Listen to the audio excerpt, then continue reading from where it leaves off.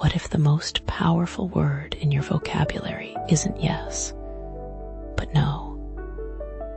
Think about it. How many times this week have you agreed to something you didn't want to do?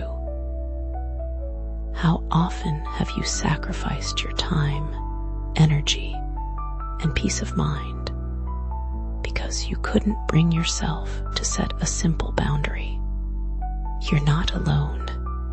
Research shows that 70% of people struggle with setting boundaries in their personal and professional lives. We've been conditioned to believe that saying yes makes us valuable, that availability equals importance, and that protecting our time somehow makes us selfish. But here's the truth that will change everything. Every time you say yes when you mean no, you're saying no to yourself. The inability to set time boundaries doesn't just fill your calendar. It drains your energy, diminishes your effectiveness, and slowly erodes your sense of self. You become a supporting character in everyone else's story, while your own dreams gather dust. But today, that changes. Today, you master the art of time boundaries. Let's start by understanding why saying no feels so impossibly hard. The guilt and anxiety you feel aren't character flaws. They're deeply rooted in our psychology. From childhood, many of us learned that our worth was tied to being helpful, accommodating, and never disappointing others. We developed what psychologists call approval addiction, where our self-esteem depends on external validation. When we consider saying no, our brain triggers fear responses. Fear of conflict, fear of rejection, fear of being seen as difficult or unkind. But here's what you need to understand. Boundaries aren't walls that keep people out. They're gates that protect what matters most. When you set healthy time boundaries, you're not rejecting people. You're honoring your commitments, preserving your energy, and ensuring you can show up fully for what truly deserves your attention. Strategy 1 is to reframe your perspective on saying no. Stop viewing it as a negative act and start seeing it as a positive choice. Every no to something unimportant is a yes to something meaningful. When you decline that extra project at work, you're saying yes to being present with your family. When you skip that obligation you dread, you're saying yes to your mental health. Author Greg McKeown puts it perfectly.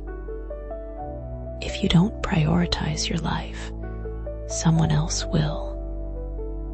Your time is the most precious, non-renewable resource you have. Treat it accordingly. Here's a practical example. Sarah, a marketing manager, was constantly overwhelmed by meeting requests. She felt obligated to accept every invitation, fearing she'd miss important information or appear uncommitted. Then she implemented a simple rule. Before accepting any meeting, she asked herself 2 questions. Is my presence essential? Does this align with my current priorities? This framework helped her decline 60% of meeting invitations without guilt. Within a month, her productivity doubled and her stress levels plummeted. Strategy 2 involves mastering the language of boundaries. The words you choose matter immensely. Many people sabotage their boundaries with apologetic, uncertain language that invites negotiation. Stop saying "I'm sorry, but I can't." Stop over-explaining and justifying your decisions. Instead, use clear, confident, and kind language. Try phrases like "I appreciate you thinking of me, but I'm not able to commit to that," or "My schedule doesn't allow for additional commitments right now," or "That doesn't work for me, but I hope you find someone who can help." Notice these responses are complete sentences. They're polite but firm. They don't invite debate or require lengthy explanations. You don't owe anyone a detailed justification for protecting your time. A simple, respectful no is a complete answer. Practice these phrases until they feel natural. Say them out loud. Role play with a trusted friend. The more comfortable you become with the words, the easier the actual conversations become. Strategy 3 is implementing the 24-hour rule. When someone asks for your time, resist the urge to answer immediately. Unless it's genuinely urgent, give yourself permission to say, "Let me check my calendar," and get back to you. This simple pause creates space for rational decision-making instead of emotional reactivity. It prevents you from saying yes out of pressure or surprise. During those 24 hours, evaluate the request honestly. Does this align with your goals and values? Do you have the time and energy to do this well? What will you have to sacrifice to accommodate this request? Is that trade-off worth it? Often, with distance and perspective, the answer becomes clear. And when you do respond, your decision comes from a place of thoughtful consideration, not knee-jerk people-pleasing.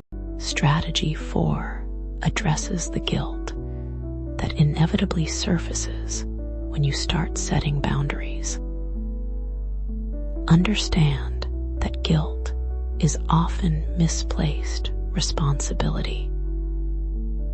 You feel guilty because you're a caring person who doesn't want to disappoint others.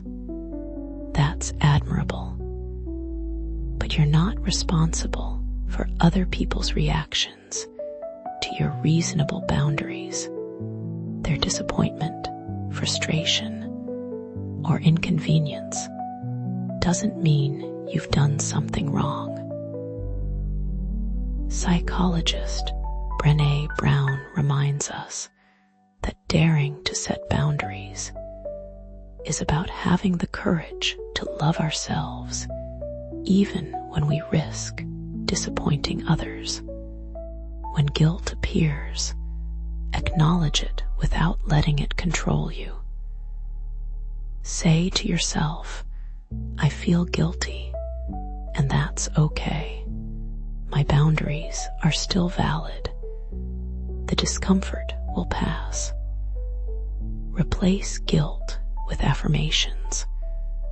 I deserve to protect my time. My needs are valid. Setting boundaries is an act of self-respect. Strategy 5 involves creating systems that make boundaries automatic. Don't rely on willpower alone. Build structures that protect your time by default. Block off focus time in your calendar and treat those blocks as unmovable appointments. Set specific hours when you're available for calls or meetings. Use email autoresponders that set clear expectations about response times. Create templates for common boundary setting situations so you're not crafting responses from scratch each time. These systems remove the emotional burden from each individual decision. They make your boundaries visible and consistent, which actually makes them easier for others to respect. People learn your patterns and stop making requests that fall outside them. Your boundaries become part of your professional and personal brand. Now let's address the inevitable setbacks. You'll encounter people who don't respect your boundaries. They'll push back, guilt trip you, or keep asking until you cave. This is where your commitment gets tested. Remember, people who truly respect you will respect your boundaries. Those who consistently violate them are showing you who they are. Believe them. When someone pushes back, stay calm and repeat your boundary. You don't need to argue, defend, or convince. Simply restate your position with the same calm confidence. If they continue pushing, that reveals their character, not a flaw in your boundary. You may need to create distance from people who refuse to honor your limits. That's not failure. That's growth. So here's your challenge. Starting today, practice saying no to one thing that doesn't serve you. Just one. Notice how it feels. Sit with the discomfort. Observe that the world doesn't end.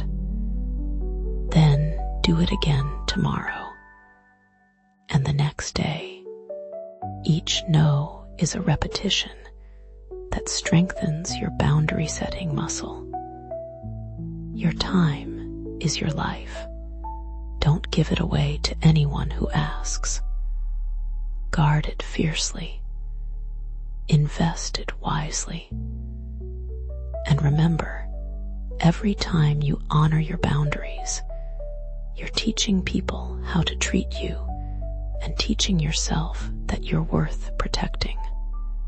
The art of saying no is really the art of saying yes to yourself.